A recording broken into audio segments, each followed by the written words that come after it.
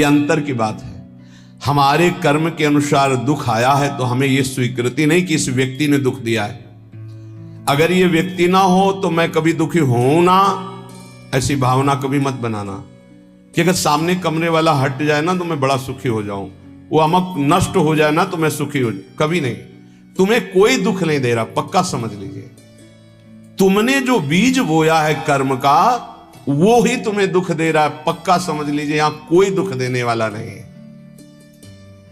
ना दुखम, एक तो ये। दूसरा, हमारे कर्म के कई रूप होते हैं। एक होता है व्यक्ति के ऊपर बैठकर कर्म दंड दिलाता है, और एक होता घटना बनता है, और एक होता रोग बनता है। शरीर में विविध प्रकार की आदि व्याधियां, तो हमको विचलित नहीं होना है। यदि आप भक्त हैं, उपासक हैं, आध्यात्मिक मार्ग के पथिक हैं, तो धैर्य रखिए।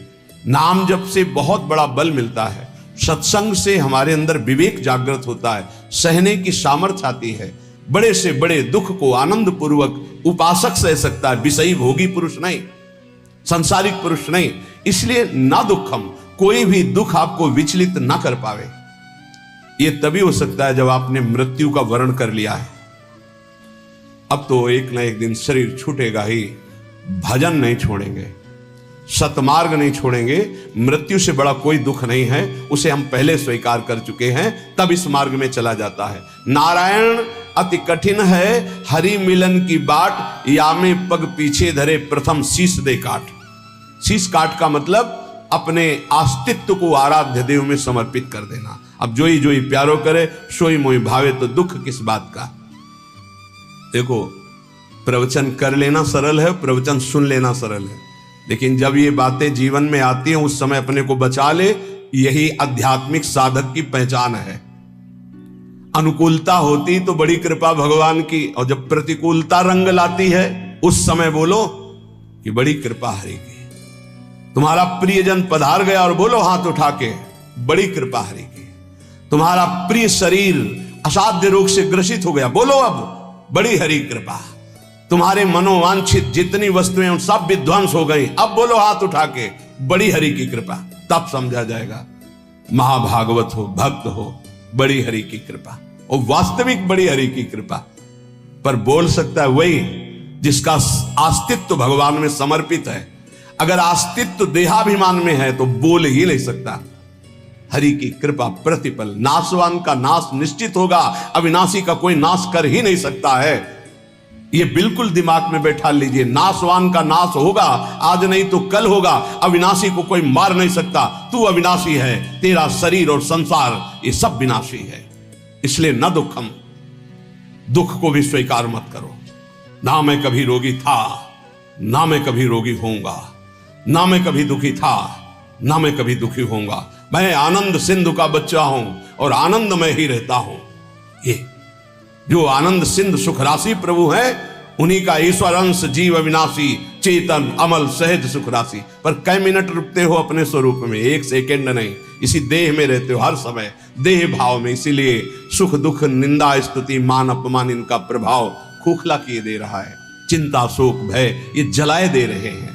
बहुत अपनेपन से कह रहे हैं अपने लोगों को समझाने के लिए कि हे भाई, ये जो लोक में तुम्हारी इच्छा है कि मेरा नाम हो जाए, मेरी यश कीर्ति हो जाए, मेरा सम्मान हो जाए, मैं सबसे बड़ा बन जाऊं, एक माया का भ्रमात्मक जाल है जिसमें फंसकर तुम नाना प्रकार की योनियों को प्राप्त होगे, मुक्त नहीं हो पाओगे। इसलिए इस लोक ऐषणा का त्याग कर दो। लोक ऐषणा, जो कंचन विजयी होते, कामिनी पर विजय प्राप्त कर लेते हैं, वो भी लोक ऐषणा में गिर जाते हैं। ये बड़ी भारी खाई है माया की, जिसे मान सम्मान कहते हैं, जिसे यश कीर्ति कहते हैं। इसकी चाह में बड़ी बड़ी साधनाओं की बलि चढ़ा दी जाती है, बड़ी बड़ी तपस्याओं को न्यौछावर कर दिया जाता है, केवल अपने नाम के लिए, अपनी प्रशंसा के लिए, अपनी बड़ाई के लिए। हाथ कुछ नहीं लगता। जो प्रशंसा मान सम्मान का भोक्ता बन गया, वो भगवान की प्राप्ति की योग्यता खो देता है। इसीलिए श्रीपाद कह रहे न लोकम, लोक ऐषणा की तरफ अपनी वृत्ति जो जा रही उसको हटाओ। ये सबके अंदर होती है। कुछ तो ऐसा करूं जिससे लोग हमें जाने। भगवान को तो जानना नहीं चाहते, तुम्हें क्या जान लेंगे? भगवान का तो शब्द नाम जप नहीं पा रहे, तुम्हारा नाम कौन लेगा? कितने बड़े बड़े चक्रवर्ती सम्राट हुए, बड़े बड़े महल, बड़े बलवान, कौन जानता है? बहुत बहुत इतिहास के पन्नों में लिखे पड़े हैं। ले होश में हम विवेक के द्वारा ऐसा साधन करें, ऐसे मार्ग में चले कि भगवान को प्राप्त हो जाएं। ये जीवन का परम लाभ है। न लोकम, हमें लोक के मान सम्मान, यश, कीर्ति, प्रतिष्ठा आदि की भी चाह नहीं करनी चाहिए। अगर भगवान को सम्मान देना ही है ना, यश कीर्ति देनी है ना, तो ऐसा प्रदान करेंगे कि आपकी भगवत प्राप्ति भी नहीं रुकेगी और बिस्तरे सब जग विमल कीरति, साधु संगति ना टरे। खास बात रहेगी, आपके जीवन में भारी यश का विस्तार होगा, पर साधु संगति मिलती रहेगी, इसलिए अभिमान नहीं हो पाएगा।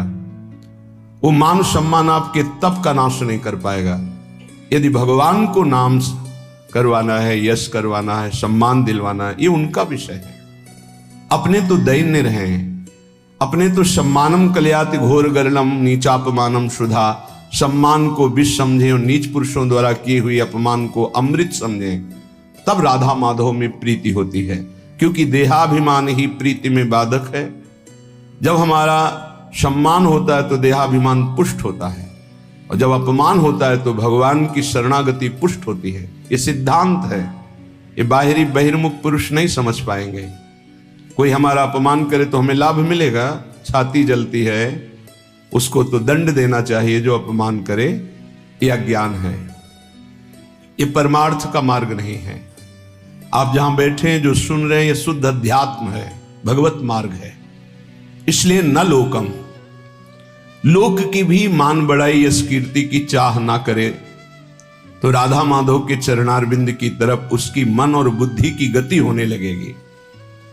या ऐसा समझ लीजिए कि मन और बुद्धि में राधा माधव आकर विराजमान हो जाएंगे। आप विचार कीजिए, जिन्होंने अपने एक संकल्प मात्र से अनंत ब्रह्मांडों की रचना कर दी, वो मायाधिपति, ऐश्वर्य, समग्र वैभव, ज्ञान समुद्र, वैराग्य समुद्र, प्रेम समुद्र भगवान हमें मिल जाएंगे, फिर हमारे लिए दुर्लभ क्या रह गया? ये अनंत ब्रह्मांड तो उनकी एक संकल्प वृत्ति मात्र से प्रकट हो, ऐसे भगवान हमारे हो जाएंगे, तो हमारे पास कमी क्या रहेगी? जाके रामधनी वाके कौन कमी? जब प्रभु हमारे हो गए तो फिर कुछ पाना बाकी नहीं रहता, सब कुछ मिल गया। अभी अल्प बुद्धि होने के कारण ऐसा लगता है हमें इस भोग की आवश्यकता है। अगर लक्ष्मीपति भगवान स्वयं मिल जाए तो आवश्यकता ही खत्म हो जाएगी। स्थिति आ जाती, सकल कामनाहीन जे राम भगति रस लीन, कोई कामना ही नहीं रह जाती। आप कामनाओं में सुख ढूंढ रहे हैं, और जबकि कामनाओं में सुख की आकांक्षा करके कर्म करते हुए दुख भोग रहे हैं। इसका मतलब सही मार्ग नहीं है। निष्कामता में जो परम सुख है वो केवल अध्यात्म मार्ग का पथिक ही समझ पाता है। संसार मार्ग का पथिक तो सकामता में ही भटकता रहता है। आगे कह रहे, न धर्मम,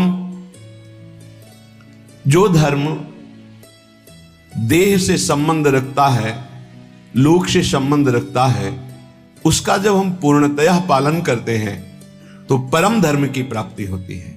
परम धर्म त्यज लोक धर्मान, लोक धर्मों का त्याग करने पर परम धर्म की पूर्ति होती है।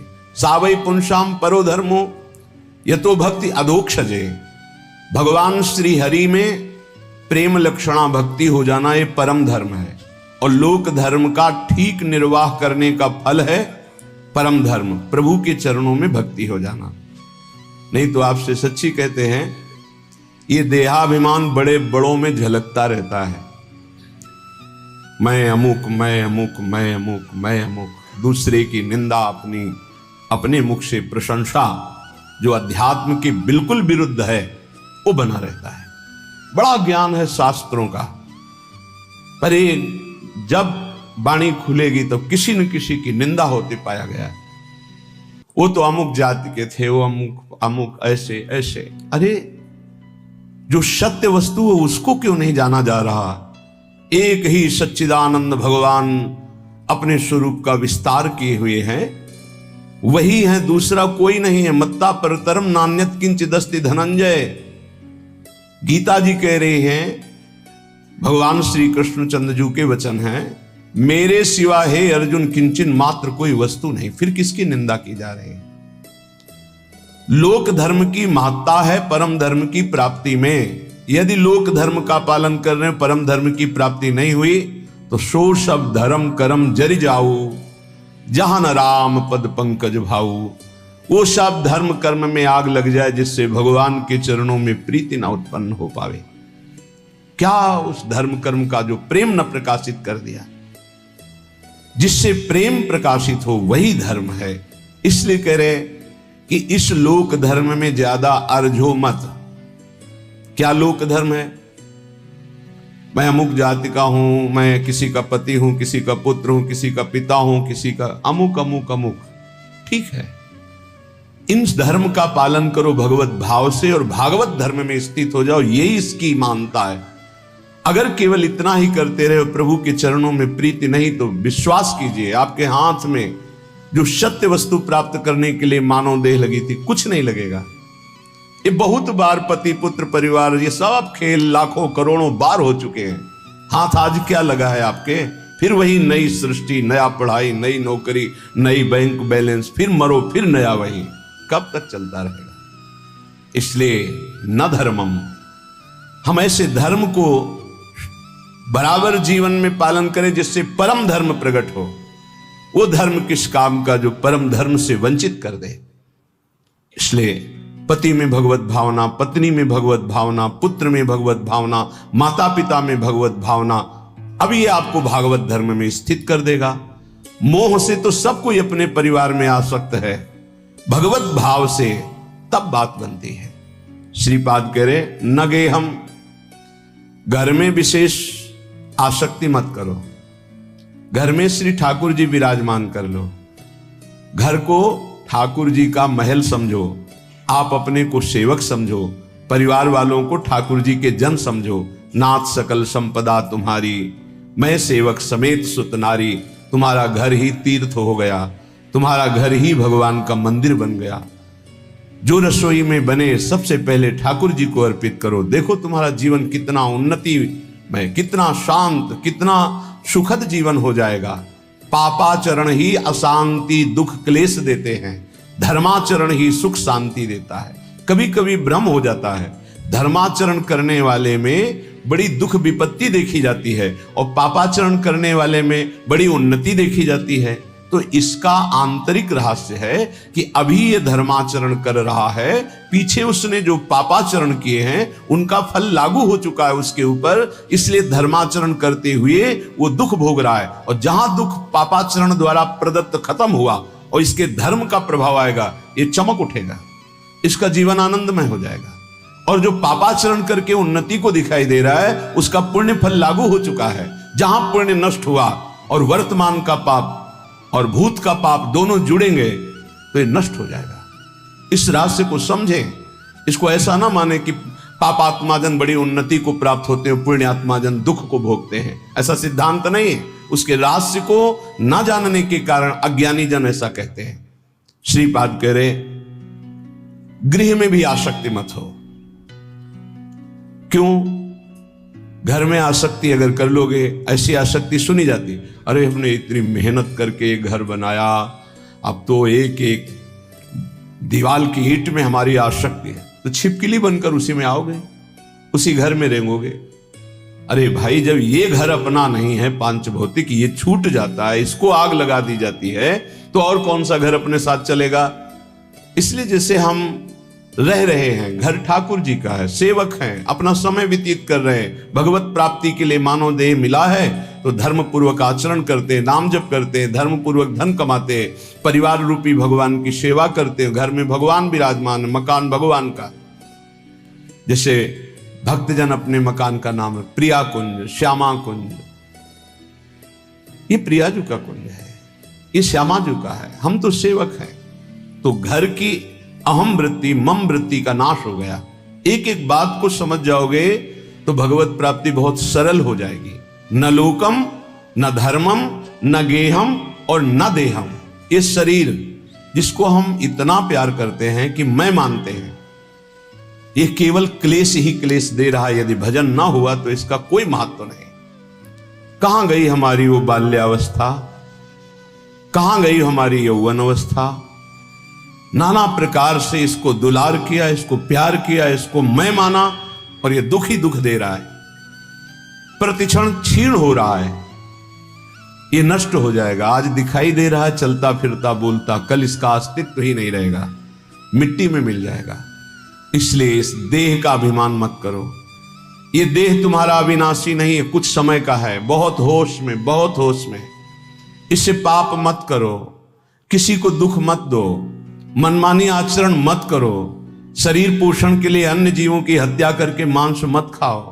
प्रमाद स्थिति, पागलपन बढ़ाने के लिए शराब मत पियो। ये वो बुद्धि भ्रष्ट कर देती है जो नरक ले जाती है। पराई माता बहनों की तरफ गंदी दृष्टि, पापात्मा का भाव मत करो। ये मनुष्य देह केवल पवित्र आचरण करके, धर्माचरण करके भगवत प्राप्ति के लिए मिला है सबको। इसमें ऐसा नहीं कि अमुक प्राप्ति नहीं कर सकता, नहीं। कोई भी हो, पुरुष हो, स्त्री हो, बालक हो, बूढ़ा हो, कोई भी वर्ण का हो, कहीं का भी हो, कैसा भी हो, सबको चांस है भगवत प्राप्ति का। मानव देह मात्र को अधिकार है भगवत प्राप्ति करने का, क्योंकि अन्य योनियों में विवेक नहीं होता, इसलिए वो उपदेश धारण नहीं कर सकते, वो भजन साधन नहीं कर सकते। हाँ, भगवत कृपा से यदि संयोग बन जाए तो अन्य योनियों में भी कल्याण हो जाता है। जैसे कोई बहुत बड़े भागवत के घर का कुत्ता ही सही, वो दरवाजे पे बैठा, खूब नाम कीर्तन हो रहा है, ठाकुर जी का भोग लगा, आरती हुई, उसको भी प्रसाद मिल रहा है, वो नाम कीर्तन, उसका कल्याण हो जाएगा। भगत के घर के पशु पक्षियों का भी कल्याण हो जाता है। ऐसा कहीं बिरला ही संयोग बैठता है, नहीं तो मानव देह में ही भगवत प्राप्ति होती है। तो कह रहे हैं ये देह भगवत प्राप्ति के लिए इसका अभिमान करके गलत आचरणों में समय बर्बाद मत करो। जब आपके अंदर करने की शक्ति तो अच्छा करो, बोलने की शक्ति तो अच्छा बोलो, देखने की शक्ति तो अच्छा देखो। बुरा क्यों करते हो? बुरा का फल बुरा ही होगा। तो मानव देह बुराई मिटाने के लिए मिली, बुराई बढ़ाने के लिए नहीं मिली। बहुत अपने लोग अपनी महिमा को नहीं समझ पा रहे हैं, दूसरों से आशीर्वाद मांगते घूमते हैं। किसी का आशीर्वाद क्या करेगा यदि हम अपने आचरणों को ना सुधारें, हम अपने को प्रभु के भजन में ना लगाएं, हम शास्त्र आज्ञा से ना चलें, तो दूसरे का आशीर्वाद लागू ही नहीं होगा, लागू ही नहीं होगा। आप हमारी बात को पकड़िए। और यदि आप धर्म से चल रहे हैं, नाम जप कर रहे हैं, पवित्र जीवन है, तो किसी से आशीर्वाद मत मांगो, सबका आशीर्वाद मिल जाएगा। विश्वास कीजिए। सुर नर मुनि प्रसन्नता ऊपर, सोई विजयी विनयी गुण सागर, तासु सुजस त्रैलोक उजागर। जितने सुर नर मुनि सब उस पर कृपा करेंगे जो धर्म से चलता है, जो भगवान नाम जप करता है। अगर धर्माचरण का त्याग कर दिया जाए, अपवित्र पापाचरण किया जाए, तो कोई नहीं बचा सकता। रावण ने किसकी आराधना नहीं की? विचार करके देखिए। बड़ा विद्वान था, भगवान शंकर की खूब आराधना की, बड़े उच्च कोटि की आराधना की, लेकिन आचरण सही नहीं थे। तो क्या क्या नहीं मिला उसको भगवान शंकर की कृपा से? लेकिन सर्वस्व नाश हो गया, रहा न को कुल रोव निहारा। आचरणहीन हो गया, धर्म भ्रष्ट हो गया, मनमानी आचरण। इसीलिए श्रीपाद कह रहे हैं कि आप अपने शरीर का अभिमान करके आचरण भ्रष्ट मत हो जाइए। आचरणों को सुधारिए। तुम्हारा शरीर अविनाशी नहीं है, एक सीमित समय के लिए आया हुआ है। ये दिमाग में बैठा लीजिए।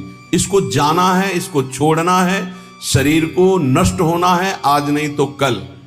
इसलिए ऐसे आचरण कर लो कि तुम्हारी उन्नति हो जाए, तुम दुर्गति से बच जाओ, तुम्हारा पुनः जन्म अन्य योनियों में ना होकर भगवान के धाम में दिव्य रूप से निरंतर अनंत काल तक के लिए सुख भोगो। श्रीपाद कह रहे न निंदाम, किसी की निंदा मत करो, क्योंकि दूसरे की निंदा करने से उसके पाप अपने ऊपर आ जाते हैं। क्यों बेमतलब में पाप की पोटरी बांध रहे हो?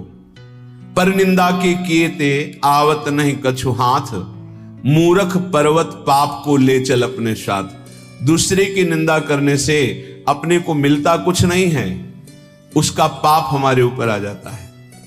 बेमतलब पाप की पोटरी दुख का कारण आप बना रहे हैं। दूसरे की निंदा करने से आप उसको नीचा दिखा पाएंगे क्या? नहीं। अगर वो नीच है तो खुद नष्ट हो जाएगा, अपना उसका कर्म ही उसको नष्ट कर देगा। किसी को कोई नष्ट नहीं कर सकता, उसका कर्म नष्ट करता है। को ना काहू के सुख दुख कर दाता, निज कृत कर्म भोग सुनु भ्राता। हे भाई, यहां कोई किसी को सुख दुख नहीं देता, अपना कर्म ही दूसरे की खोपड़ी में बैठकर जबरदस्ती हमारा अमंगल करवा देगा। हमारा कर्म, हम क्यों किसी की निंदा करके अपने पापों को बढ़ाएं? इसलिए ना निंदा मना कर, किसी की भी निंदा मत करो। और कह रहे ना स्तुतिम, किसी की स्तुति भी मत करो, प्रशंसा। क्यों? क्योंकि किसी व्यक्ति के गुण से प्रभावित होना संसारिकता है। गुणमानी संसार, सेवकवाणी, गुणमानी संसार और सकल गुण प्रीत बिन। अगर कोई बहुत अच्छा आचरण कर रहा है, भगवान की कृपा है, उसमें भगवान की शक्ति विराजमान, हम उसको नमस्कार करते हैं, व्यक्ति को नहीं। हम व्यक्ति की प्रशंसा नहीं करते, हम प्रभु की प्रशंसा करते हैं। प्रभु ने इसे योग्य बना दिया, बस। अगर किसी व्यक्ति से हम प्रभावित होते हैं तो प्रभु से प्रभावित होने वाला महत्व अंदर जो बैठना चाहिए कि सर्वलोक महेश्वर भगवान हमारे स्वामी हैं, यह हट जाएगा। हमें भगवत भाव की प्रशंसा करनी, ना कि किसी व्यक्ति के पद की, गुण की नहीं। सर्वलोक महेश्वर भगवान कृपा किए हैं, उसको ये सामर्थ्य दिए हैं, जितने अंश में सामर्थ्य दिए हैं उतना वो प्रभावशाली है। पर हम व्यक्ति की नहीं, हम भगवान की तरफ देखते हैं। भक्त का लक्षण होता है वो भगवान की तरफ देखता है, व्यक्ति की तरफ नहीं। तो हमारी कोई बहुत बड़ाई कर दे, भलाई कर दे, कोई वस्तु दे दे, कोई मनोनुकूल कार्य कर दे, तो हम श्री भगवान की तरफ देखते हैं, प्रियाजू की तरफ देखते हैं, उस व्यक्ति की तरफ नहीं देखते कि धन्यवाद आपने, ये संसारिकता है, आपने बहुत बड़ा काम कर दिया, धन्यवाद। नहीं, जय हो प्रियाजू की, इसको निमित्त बनाकर प्रियाजू ने कार्य करा। हमारी आसक्ति प्रियाजू में, किसी व्यक्ति में नहीं। जीवन में यह सिद्धांत समझ लीजिए, यदि व्यक्ति से आसक्त होंगे तो इष्ट का भरोसा छूट जाएगा, फायदा क्या हुआ? कोई भी कितना हित करे, कितना भी हमारा मंगल करे, हम धन्यवाद नहीं देंगे, हम जय बोलेंगे, हमारे प्रियालाल की जय हो, उन्होंने इसे निमित्त बनाकर कराया है, जय हो प्रियालाल। हम उस भगवत स्वरूप को प्रणाम करते हैं, व्यक्ति नहीं, गुण नहीं, ये प्रियालाल की कृपा। देखो गोस्वामी जी से कह रहे हैं, तात सुनहु माया कृत, गुण अरु दोष अनेक, गुण या उभय न देखी, देखी सो अविवेक, गुण या उभय न देखी। भागवतिक गुण है, न किसी के दोष, न किसी के गुण, न किसी की निंदा, न किसी की स्तुति। सबसे बड़ा भागवतिक गुण है सब में भगवान को देखना। इस रूप में भगवान आ गए, इससे बड़ा सम्मान क्या होगा सामने वाले का? साक्षात हम भगवान मान रहे हैं, इस रूप में भगवान, व्यक्ति नहीं, व्यक्ति रूप में हम स्तुति नहीं करेंगे, भगवत भाव से मेरे प्रभु इसे निमित्त बनाकर आए, या मेरे प्रभु इस रूप में आए। श्रीपाद करें, नापि सौख्यम, हमारा किसी से किसी भी तरह का सुख लेने का भी भाव नहीं होना चाहिए। सौख्यम माने सुख होता है। ये व्यक्ति, ये पदार्थ, ये वस्तु सब प्रभु के सुख के लिए अपनी भावना, भक्त का। हम तो प्रसाद भोगता है, वस्तु का भोग नहीं करते। किसी व्यक्ति से सुख लेने की भावना रहेगी तो स्वार्थ बुद्धि रहेगी, स्वार्थ बुद्धि रहेगी तो अज्ञान रहेगा, अज्ञान रहेगा तो गलती हो ही जाएगी, पापाचरण हो ही जाएगा। जितने पाप होते हैं सुख बुद्धि लेने की भावना जिनकी जितनी बढ़ गई उनसे हो रहे हैं, हम हो या आप हो। पाप तभी होते हैं जब सुख लेने की भावना बढ़ जाती है, इतना राक्षसी भाव आ जाता है क्यों निंदनीय हो जाता है। देखो ना, काम भोग की लालसा हुई तो राक्षस पैदा हो गया, उसकी बुद्धि में क्या क्या कर डाला। देखो, क्रोध भाव पैदा हो गया तो राक्षस पैदा हो गया, क्या क्या कर डाला। देख लो ये विकार कैसे हैं। किसी से भी सुख लेने की आकांक्षा में ही ये दोष पैदा होते हैं। उपासक वही है जो सुख देवे को चाहो। हमारे हृदय में दूसरों को सुख देना भगवत भाव से।